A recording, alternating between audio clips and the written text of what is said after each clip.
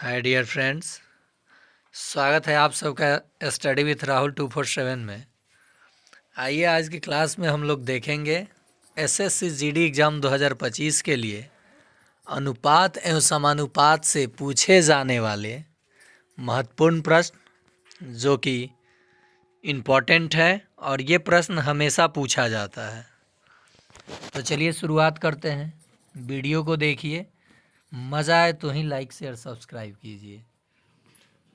पहला प्रश्न है कि 16 और 25 का मध्यानुपात क्या होगा, यानी मीन प्रोपोर्शन ऑफ 16 एंड 25। तो इसके लिए आपका ट्रिक हो जाएगा कि दोनों संख्या को रूट के अंदर लिखिए। किसके अंदर? रूट के अंदर। 16 गुना 25। और आपको पता है कि 16 4 का वर्ग है और 25 5 का वर्ग है, तो दोनों बाहर निकल गया और 4 पचे कितना हो जाएगा? 20। तो आपका आंसर निकल के आ जाता है 20, यानी 16 और 25 का मध्यानुपात क्या होगा? तो 20 हो जाएगा। ठीक ऐसे ही आपको बताना है 36 और 25 का मध्यानुपात। आपका ऑप्शन ए है 36 और 25 का। ऑप्शन ए है 25, ऑप्शन बी है 30, ऑप्शन सी है 25 30 और ऑप्शन सी है 36 और ऑप्शन डी है 32। कमेंट में जवाब दीजिएगा। चलिए अगले प्रश्न पे चलते हैं। 150 की ग्रा का 210 किलोग्राम से सरल अनुपात होगा, यानी 150 किलोग्राम का 210 किलोग्राम से सरल अनुपात क्या होगा? तो आप 150 को ऊपर लिखिएगा और 210 को नीचे। किलोग्राम से किलोग्राम कट जाएगा। अनुपात का कोई इकाई नहीं होता है। समान राशियों के बीच में तुलना किया जाता है। 0 से 0 काट लीजिए। 5 से कटा 3 से कटा 5, 3 से कटा 5 और 3 से कटा 7। आंसर निकल के आ जाएगा 5:7। क्या हो जाएगा? 3 पचे 15, 3 सत्ते 21। तो इसका आंसर हो जाएगा 5:7। ऑप्शन बी कर लीजिए, इसको सुधार लीजिए, 5:7 आंसर होगा। नहीं तो देखिए सरल अनुपात बोला है ना, तो सिंपलेस्ट करके ही बोलना होगा, ये आप नहीं बोल सकते हैं। नहीं तो यहाँ भी देखिए 3 से कट रहा है 5, 3 से कट रहा है 7, ये भी सही हो जाता, लेकिन सरल अनुपात का है तो सिंपलेस्ट करके लिखिए। अगला प्रश्न है 15 पेनों की कीमत 120 रुपया है, तो 24 पेनों की कीमत कितनी होगी? यानी दर ही अनुपात होता है।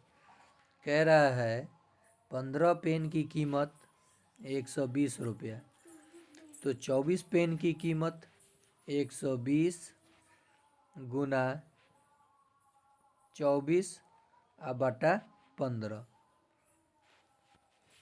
कह रहा है देखिए ऑप्शन आपका हो जाएगा 15 पेनों की कीमत 120 रुपया। टोटल के टोटल ऑप्शन गलत है।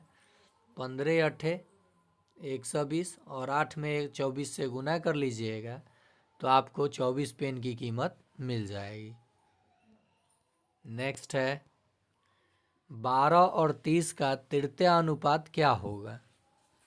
जब भी तृतीय अनुपात पूछा जाए तो देखिए मैं यहाँ पे एक ट्रिक बता रहा हूँ कि ए और बी का तृतीय अनुपात पूछा जाए तो ट्रिक लगाइएगा b² बटा ए।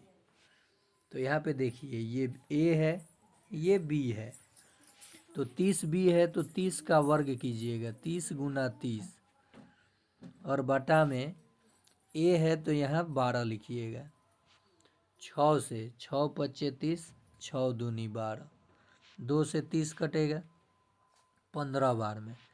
15 पचे गुना कीजिएगा तो कितना होगा? 75 हो जाएगा। तो आंसर क्या हो जाएगा? 75। यानी 12 और 30 का तृतीय अनुपात 75 हो जाएगा। फिर से देख लीजिए, जब भी ये a है और b है, दो संख्याओं का तृतीय अनुपात पूछे तो जो b होगा b का स्क्वायर अब बटा में a कर दीजिएगा, आंसर आ जाएगा। तो 30 b तो 30 है, 30 गुना 30 क्योंकि स्क्वायर है, बटा a का वैल्यू क्या है 12। 6 से कटा 6 दूनी 12, 6 से कटा 6 से ये कटा 6 पचे 30, 6 दूनी 12, 2 से 30 कट जाएगा 15 बार में, 15 गुना 5 कितना हो जाएगा 75 हो जाएगा, 75 आंसर हो जाएगा। अगला प्रश्न है 6 तथा 9 का प्रथम समानुपाती क्या होगा। अब यहाँ प्रथम समानुपाती पूछा है, तो जब भी a और b का प्रथम समानुपाती पूछे तो इसका ट्रिक लगाइएगा a स्क्वायर बटा b। तो a क्या है 6 है, b क्या है 9 है, तो 6 का स्क्वायर 6 गुने 6 अब बटा 9। तो देखिए 36 बटा 9 कट के क्या आ जाएगा 4, आंसर क्या हो जाएगा 4 हो जाएगा, 4। देखिए फिर से, जब भी दो संख्याओं का प्रथम समानुपाती पूछे तो प्रथम संख्या का वर्ग कीजिए और दूसरे संख्या से भाग। तो 36 बटा 9 कट के क्या आएगा 4 हो जाएगा। चलिए अगला प्रश्न देख लेते हैं। 12, 21 और 8 का चतुर्थ अनुपात क्या होगा। तो चतुर्थ अनुपात के लिए क्या करना है कि अगले दो संख्या का आपस में गुना कर लेना है और प्रथम संख्या से भाग दे देना है। 4 दूनी 8, 4 तिया 12, 3 से 21 कटा 7, अब ये गुना हो जाएगा, 7 दूनी कितना हो जाएगा 14, आंसर क्या हो जाएगा 14। तो ये था आज का आखिरी प्रश्न।